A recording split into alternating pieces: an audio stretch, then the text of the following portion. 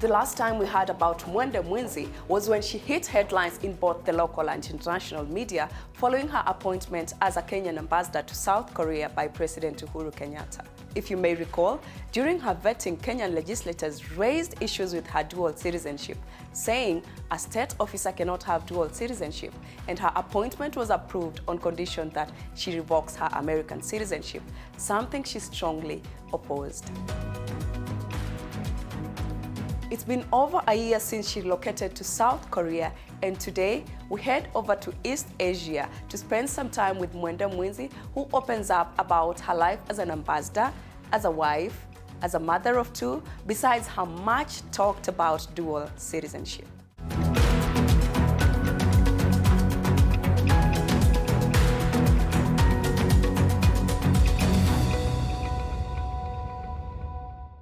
Hello and welcome to Diaspora Life. My name is Pasil Telewa, and here is the story of Ambassador Mwende Mwinzi. Karibu, back to the country. Thank you. Tell me, how was Korea, Seoul? So right now Seoul is getting very warm. It actually gets quite hot in the summer, up to 39 degrees, maybe even hotter than that. Other than that, Seoul has opened up. The COVID restrictions have at least been loosened, so people are finally getting to travel. Everybody's upbeat, but of course, I'm happy to be home. Is there a voting center there? Because we have a few days to elections coming up. Unfortunately, that is not the case. We're hoping that at some point, particularly when the size of our diaspora expands, that we will. Currently, the diaspora is about 400 people. 400 people? 400. Are they all students? Majority. Okay. Majority. There's very few that are faculty. Of course, you've got the embassy staff, which is also small, but by and large, they're students. So you can understand from an economic standpoint, you know, the logistics and everything of facilitating a vote from Korea is going to be a little challenging at this time. But we will get there. Since you got your appointment as an ambassador, was it the first time you're setting foot in Korea? It was. Wow, how was it? It was. Time? Well, you see, I've eaten Korean food for the past 35 years. How old are you? I am not embarrassed to discuss my age. Women I'm hide their 51. age a you look so I'm good 50. for 51. Thank you. You're very kind. I'm 51 years old. Yeah. What's the secret? K-beauty. I've got to say that. Yeah. I mean, the Korean K-beauty industry is actually quite phenomenal. Yeah. But you know, of course, I do have a few signs of age. But as relates to Korea, I mean, I've loved Korean food for several years. The neighborhood in which I live, both in the past in New Jersey, had a very large Korean population. Oh, I didn't know that. I'm not alien to the Korean culture. But I'd never actually lived or visited Korea until I took up this appointment. I'd been to Asia, been to Thailand a few times, China a few times, but not Korea. So it was very interesting. So was one of the requirements that you need to be able to speak a little bit of Korean language? No, actually, and perhaps I think that should be a prerequisite depending on where our foreign postings are. Yes. There's some countries which are, you can easily navigate, notwithstanding, language barriers. Yeah, they're not, that prohibitive. But Korea is a little challenging when you do not understand the language.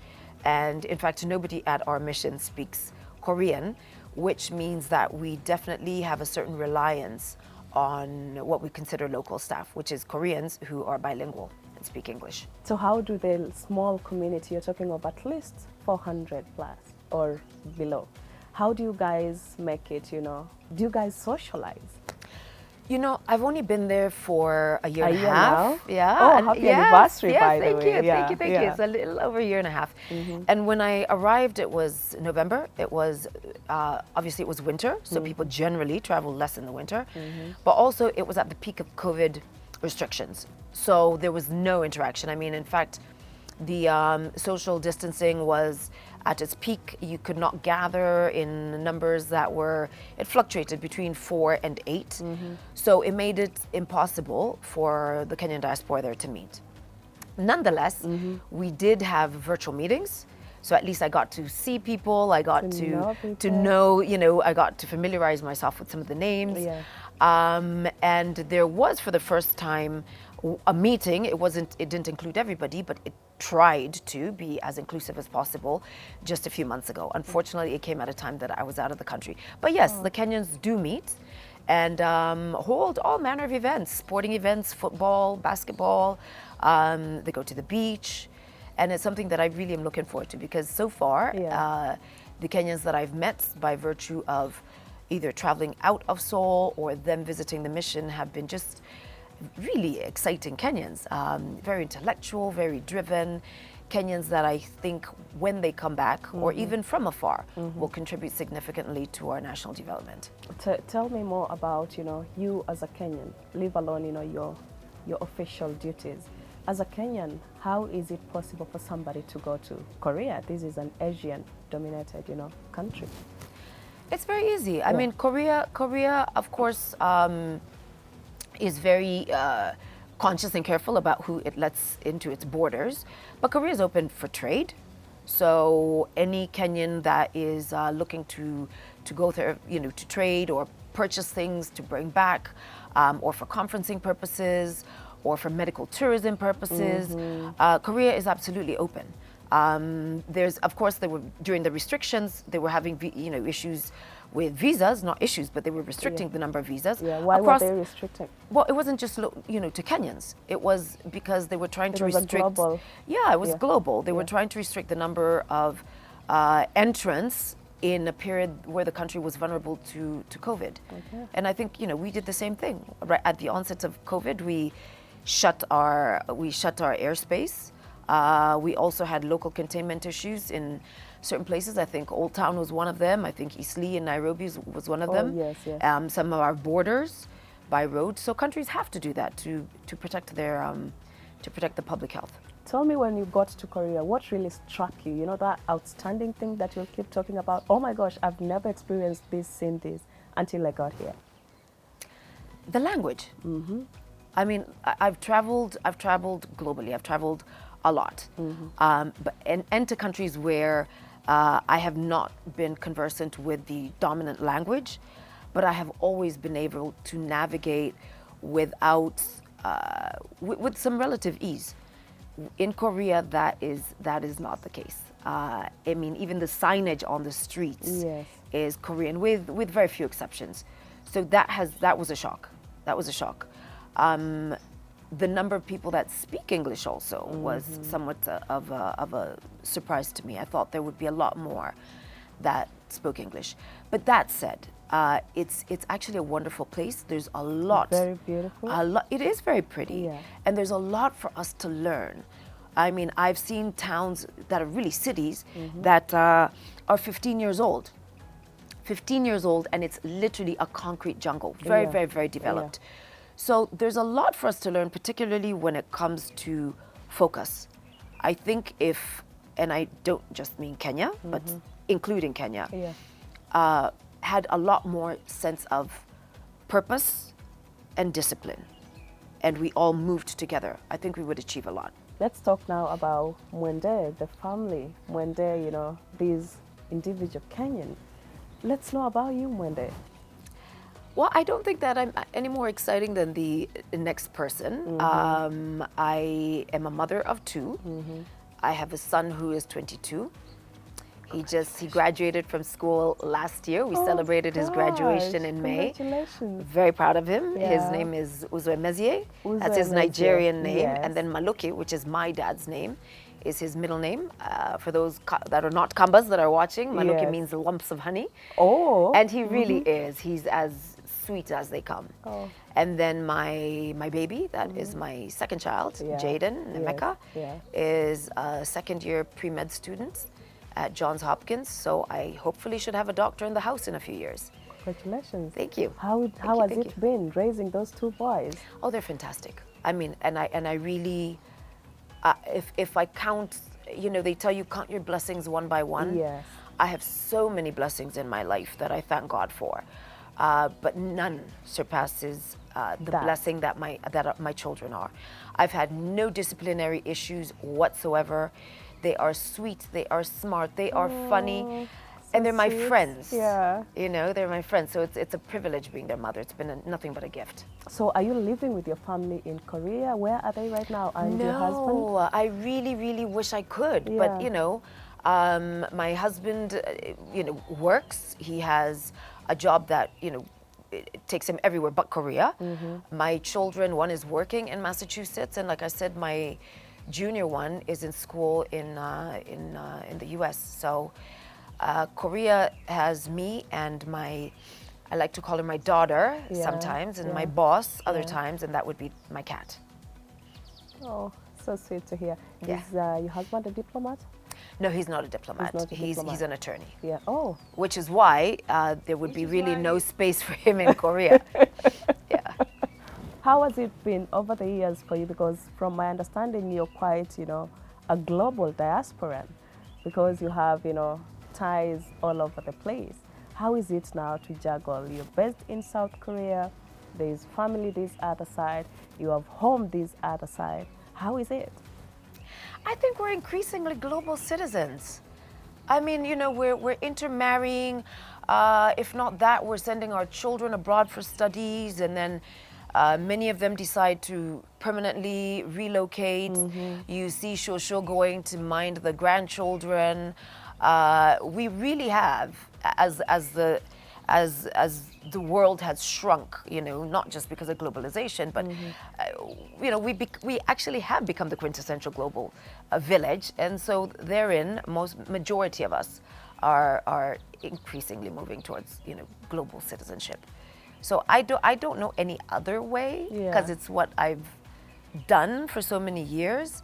I mean, I was in my village. I spent 2 days in my village yesterday, yesterday and the day before, and it was wonderful, you know. And then I'm in Nairobi, and then I'll maybe be in New York, and then of course I have to work. I have to work for the people of the Republic, and it's an honor and a humble duty, really.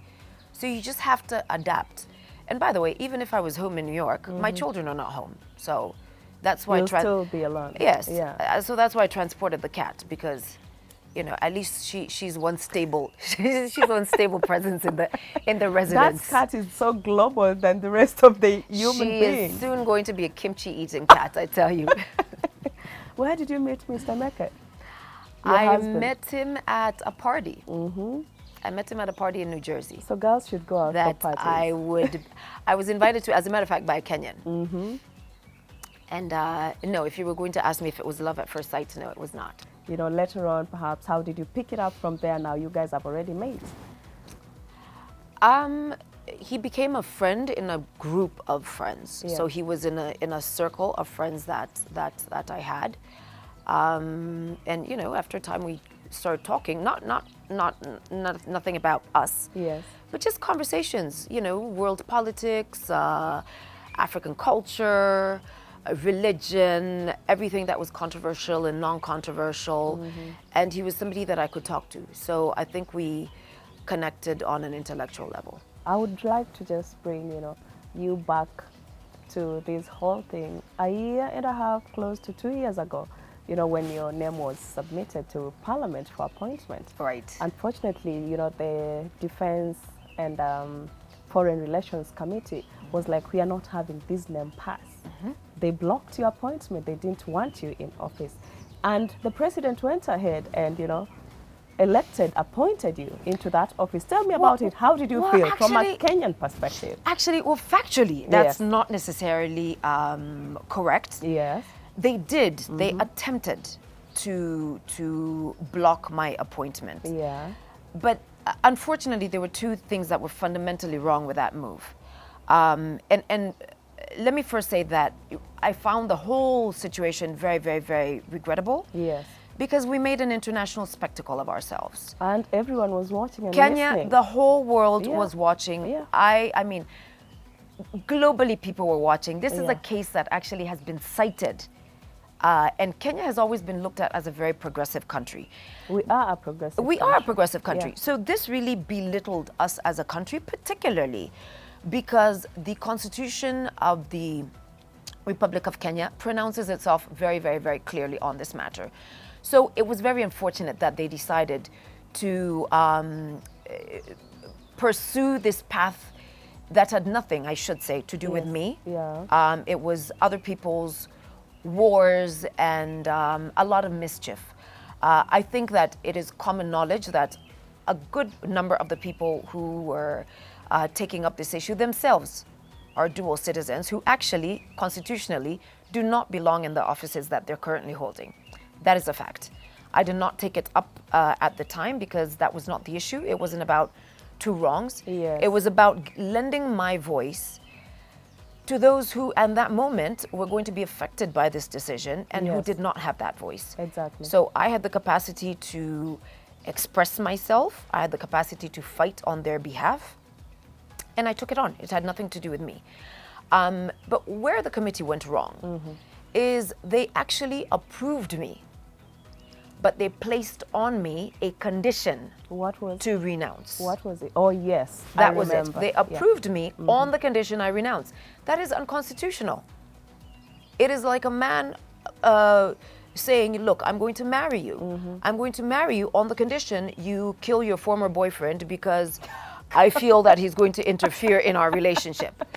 It's an unconstitutional request, which is unacceptable. And which is also Unacceptable. a criminal offense. Correct. So you're not going to tell me to do something that is illegal, not illegal, but unconstitutional, particularly when the law is very, very, very clear on this issue. And so, you know, all I can say on the matter is I'm glad, I'm very happy that it finally muted. Yes. Because I am very happy and very honored and privileged to be able to serve my head of state, who found it fit to nominate me to serve the people of Kenya. And I'm really enjoying my time in Korea. I'm working very hard to validate his decision to appoint me. And I can guarantee you that by the time I leave Korea, already we are beginning to see a dial, a change in the dial. So is that appointment like contractual or is it, you know? It's a political appointment. Yeah. All appointments are actually bound by contracts because they're performance based. Yes. You cannot have envoys just going out and not performing, and yet enjoying the few perks and privileges that come with that position. But I mean, are you having like a specific duration with which you're supposed to serve? Yes. Perhaps do renewal? Most of them, in fact, as far as I know, all of them are 48 months. And so mine is going to come to an end May of next year. That is too short. Because we took it on Yeah. from the moment that I was gazetted, Oh, yeah. which was May of 2019. And I'm absolutely fine with that. I serve at the president's pleasure and discretion. Yes. The next president can choose to appoint me. He can choose to deploy me somewhere else. Yeah. He can choose to have me come home and, you know, be a And regular serve 190. home, yes. And the reality is, Yeah. I've been doing a lot of things for Kenya without a title. And I don't need a title in order for me to contribute to my country. I'm a patriot. I think all of us every day, in whichever capacity, Yeah. Mamboga or whoever else, we should try to make this country a better place the next day than the day we found it. So I don't need to be ambassador. I don't need to be a government official in order for me to continue loving and serving my country. If you're not serving your country, what are you doing? Well, look at it. I've served my country for as long as I've been adult. Yeah, that's you what know, I mean. Tuana If you're Twito is out there not for official duties The- as an individual. serve- How do you as spend in me, your me leisure as time? Yes. Mwende now, Yes, just as a Mwende. woman, as a Yes. mother, oh gosh, I'm like everybody else. I wear many hats. I'm a sister. I'm a cousin. I'm a niece. I'm a mother. I'm a friend. I mean, I like to travel. I like to have a good time. I like to host. There's nothing better than being able to share, and I love to cook, by the way. Oh, I amazing. love to cook. So one of my greatest pleasures is being able to, and it doesn't matter how many people I'm hosting, whether it's an intimate, nice dinner of 10 to 12 people Yeah. or 200 people. I will make sure that if it's a barbecue, I marinate all the food myself, as in I touch it. Yes, Because food it's love. You have to put love into the food. a lot. And then just to watch your product nourish somebody's body, I think is fantastic. What is your favorite meal?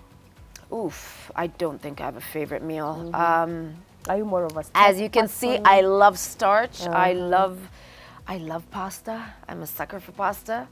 I think now I need to kind of tone that down a bit, but I love pasta. I love rice. Yeah. I love modokoi. You know, there's, you know, I could live on rice and beans. I love vegetables as well. I love salads. So I don't have a particular, I love seafood. I don't have a particular dish that I either like to eat or cook. I do it all. Tell me what Kenyans should expect from you. You know, you've talked of you don't mind serving in whatever capacity. Yeah. Could you be having, you know, this spectacular position that, because I believe you're a human being and human beings have dreams, they have ambitions. You know, from Mwingi, are they expecting you back? Are you, you know, having plans to go back? You know, losing once doesn't mean you're not the best. What is your plan? Oh, you mean politically? What is your plan generally? Politically, I have no intention of ever vying, and I said this then, by the way, and we actually did very well, but there was lots of other intrigues in the background. I have no intention whatsoever of ever vying for a political seat. Yeah. For various reasons. Number one, because it's very demanding. It's demanding. I disclosed my age at the beginning of this interview. It's very taxing on the body. And you know, Kitui is very rough, as the terrain is rough. So it takes a toll on the person. And I just honestly think that there's very many different ways of serving country that are also a lot more comfortable. I think that we have a long way to go in terms of the maturity of our politics. There's a lot of vulgarity, you know, as a woman in particular, you know, I found myself lots of derogatory things being directed my way, whether it was racial, whether it was because, oh, I am not married here, as though it matters. Yeah. And you know, my sons read this stuff. And that's, how do they respond well, of to course it? they're What very do they defensive. say? Of course they're very protective. Nobody wants to see their parent, whether it's their father or mother, be insulted. I'm strong enough to take it. I took it. But I also didn't like that by the time the elections were over, I was rolling in the mud with all the pigs that I was contesting against, you know. And that's not, it's not what that's not, it's not who I really am. And I think that our politics should be, you know, based on aspirations, on ideology, not on abuse, not on, you know, any component that includes any violence. So that's one of the reasons. And then the other reason is it's also financially demanding. And I think that I'm best served, or I'll serve my family better by channeling whatever resources I have into more productive areas of family life.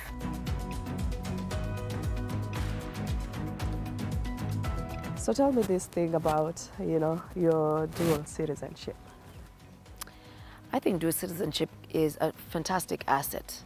And we have so many Kenyans that are dual citizens. We have, you know, Kenyans that have exited because of, you know, political reasons, economic reasons, you know, school, you know, academic reasons, and they have started families abroad.